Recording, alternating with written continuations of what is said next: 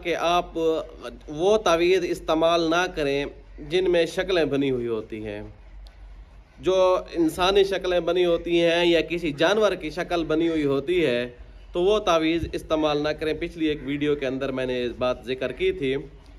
यकीन जानिए, मुझे इस चीज़ ने वर्त हैरत में डाल दिया है कि बहुत सारे लोगों ने मुझे व्हाट्सएप के ऊपर राब्ता किया, पर्सनल नंबर के ऊपर राब्ता करके उन्होंने बतलाया कि हम तो फ़लाँ बुज़ुर्ग से, फ़लाँ आलिम से, फ़लाँ मुफ्ती से इस तरह के तावीज़ ले रहे हैं।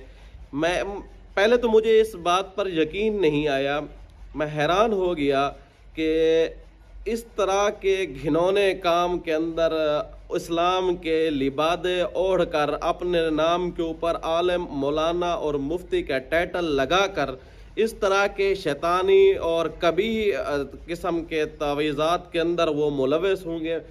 यकीन जानिए, पहले मेरा मानना ये था कि जादू और वग़ैरह में सिर्फ़ वो लोग मुलव्वस होते हैं जिनका इस्लाम से दूर दूर का कोई ताल्लुक़ नहीं होता।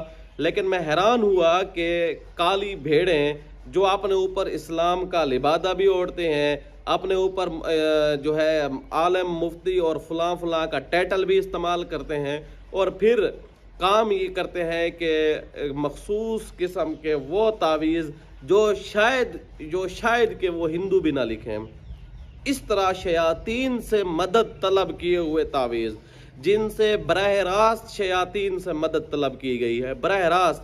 और एक मुफ्ती साहब का एक तावीज़ मुझे मिला है जिसमें बाकायदा शयातीन के और जो पुराने फ़िरौन, हामान, नमरूद, शद्दाद वग़ैरह थे, उनसे मदद तलब की हुई थी।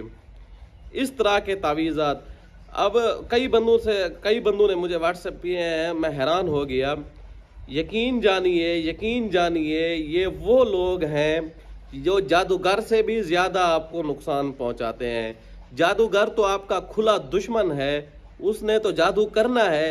ये वो लोग हैं जिनका टाइटल, जिनका लिफाफा, जिनका चेहरा, जिनका नाम आपको मुफ्ती फ़लाँ फ़लाँ के नाम से मिलेगा, खुद वो जादू वगैरह किए कभी ही फेल के अंदर मुलव्वस होते हैं।